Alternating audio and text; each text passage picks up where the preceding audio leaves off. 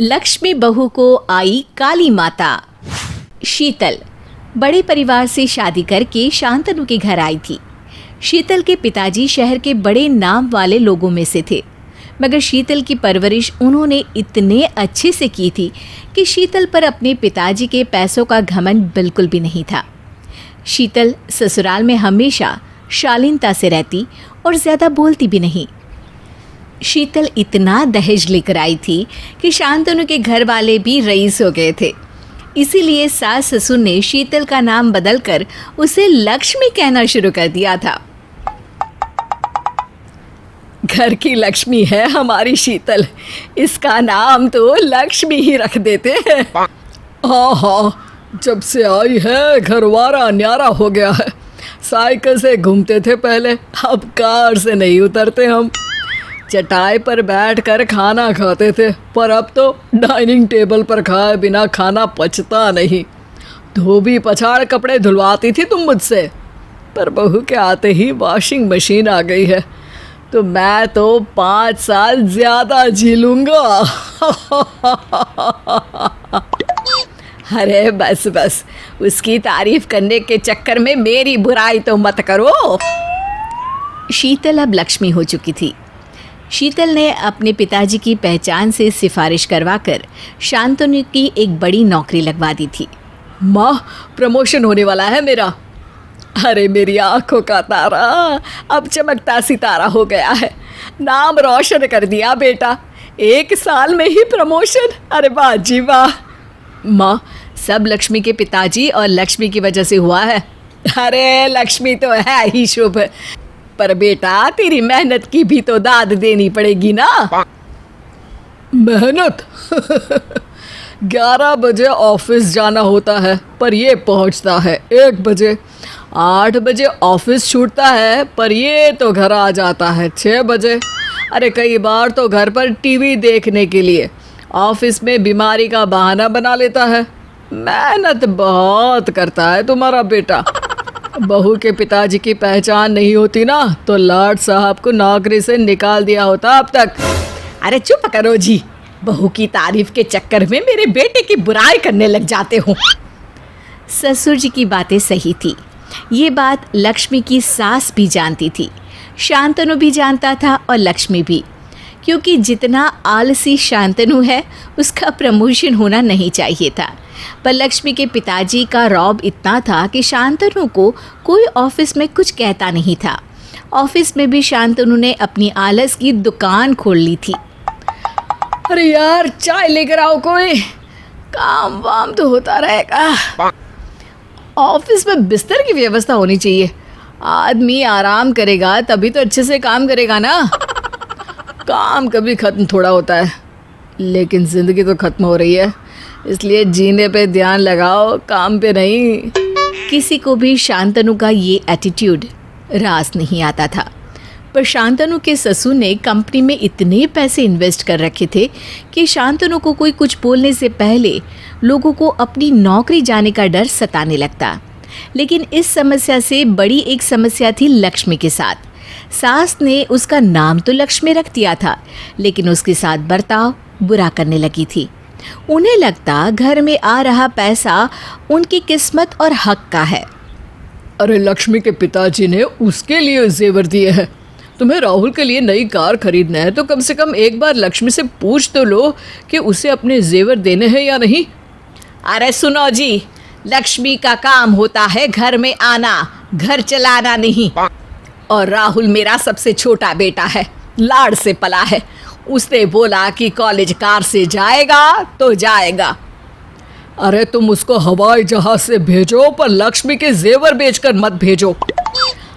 कोई बात नहीं ससुर जी, देवर जी के काम आ रहे हैं ना मेरे जेवर, तो अच्छा ही है। वैसे भी मैं पहनती कहाँ हूँ। हाँ, पहनती तो तुम्हारी सास है, जैसे उसी के बाप जी अब उसी के पिताजी ने बनवाए हो। लक्ष्मी के जेवर बेचकर दूसरे शहर में पढ़ रहे अपने छोटे बेटे राहुल को सास नई कार दिलवा देती है। ऐसे कई मौक़ों पर ससुर जी सास से लक्ष्मी की भलाई की बात तो करते हैं, लेकिन लक्ष्मी ही सास की बात की तरफदारी कर देती। एफडी तुड़वा देते हैं बहू की, एक घर ले लेंगे। घर क्यों लेना है? अरे शांतनु की शादी तो हो गई, राहुल की भी शादी करनी पड़ेगी ना कुछ सालों में। लड़की वाले देखेंगे कि 2 घर है तो अलग ही प्रभाव पड़ेगा अपना। अरे राहुल की नौकरी लग जाने दो, खुद ही खरीद लेगा कमाकर। मैंने भी तो खुद से कमाकर घर बनाया था, तुम्हारी एफडी तो नहीं तुड़वाई थी मैंने। अरे मेरी तो एफडी थी ही नहीं। वही तो, तुम्हारी तो तब भी एफडी नहीं थी और अब भी नहीं है। ये एफडी तो लक्ष्मी बहू की है और उसे तुम क्यों तोड़ना चाहती हो, यही मेरी समझ में नहीं आ रहा। ससुर जी, मेरा जो कुछ भी है सब सासू माँ का ही है ना। मेरी एफडी घर में ही काम आ रही है, तोड़ लेने दीजिए ना। ठीक है बेटा, जैसा तुम चाहो। एफडी और जेवर बाद में काम आने वाली चीज़ें होती है, भविष्य का किसी को पता नहीं। पर तुम अपनी सास की मनमर्जी। क्या क्या कहा? मन मर्जी का पालन करना चाहती हो तो कोई बात नहीं। लक्ष्मी सास को एफडी तोड़ने देती है, पर सास का बर्ताव लक्ष्मी से अच्छा होने की जगह बिगड़ता ही जाता है। माँ जी, तिजोरी की चाबी दीजिए ना, कुछ काम की पेपर्स रखने हैं। क्या कहा? मुझे दे दो पेपर्स, मैं ही रख दूंगी। तिजोरी के पास ज्यादा लोगों को नहीं जाना चाहिए। माँ जी, मेरे चाचा का परिवार यहाँ एक शादी में आ रहा है, अपने दूसरे घर में रुकवा दें उनको 2 हफ्ते के लिए। अरे इतना पैसा है, फिर भी होटल के पैसे बचाने की जुगाड़ में है वो लोग। मना कर दे बहू, घर कोई धर्मशाला थोड़ी ना है। रोज कोई ऐसी घटना घटने लगी जिससे लक्ष्मी की निराशा बढ़ती गई। एक दिन सास ससुर टीवी देख रहे होते हैं। माँ जी, मुझे अपने मायके जाना है, मेरे पास जेवर नहीं है। मेरी माँ ने कहा है कि पहन कर आना, मेरे छोटे भाई को देखने लड़की वाले आ रहे हैं। अरे इतने पैसे हैं तुम्हारे पिताजी के पास, इतना नाम चलता है, कोई भी जेवर दे देगा। अरे अपनी माँ से ही मांग लेना। आप ही तो मेरी माँ है ना सासू माँ, और मैंने आपको अपने जेवर दे दिए थे, जिसके बारे मैंने आपसे कभी कुछ नहीं पूछा। आप मुझे क्या पहनने के लिए एक दिन भी जेवर नहीं दे सकती? ए जी, टीवी बंद कर दो और इसी को देख लो, क्या डायलॉग पर डायलॉग मार रही है बहू। एक और सुनाना, कोई करारा वाला डायलॉग। लक्ष्मी बालकनी में जाकर रोने लगती है। ससुर जी लक्ष्मी के पीछे जाते हैं और कहते हैं, बेटा बोलोगी नहीं ना तो आवाज़ दबाएंगे ये लोग। सहती जाओगी तो जुल्म करते जाएंगे लोग। दुनिया की यही फितरत होती है। मैं तुम्हारी वकालत इसलिए करता था क्योंकि मुझे पता था कि एक दिन तुम्हें अपनी अच्छाई के कारण ही रोना पड़ेगा। पर मैं कर ही क्या सकती हूँ। 1 हफ्ते बाद नवरात्रि है, पहले दिन पूजा होगी हमारे यहाँ। कहते हैं दुर्गा के 9 रूप थे। बेटा तुम हमेशा लक्ष्मी तो नहीं बने रह सकती, रूप तो बदलना पड़ेगा। और डायलॉग तुम अच्छे बोल ही लेती हो, अभी सुना मैंने, तो आगे तो तुम समझदार हो। ससुर जी लक्ष्मी को आधी बात समझाकर वहाँ से चले गए। अगले हफ्ते घरवाले नवरात्रि के पहले दिन अपनी कुल माता काली देवी की पूजा कर रहे होते हैं। जय काली कलकत्ते वाली, तेरा वचन न जाए खाली। घर में सब कुछ है माँ, तुम भी आ जाओ, घर से बुरी बलाएं टल जाएगी।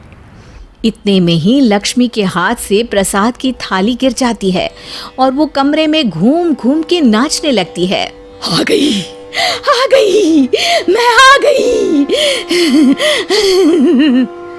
लक्ष्मी की जुबान बाहर निकल जाती है। घर वाले डर जाते हैं। कमरे के सामान गिराती हुई लक्ष्मी झटके से काली माता की तस्वीर के सामने गिर जाती है। कौन आ गई? लक्ष्मी?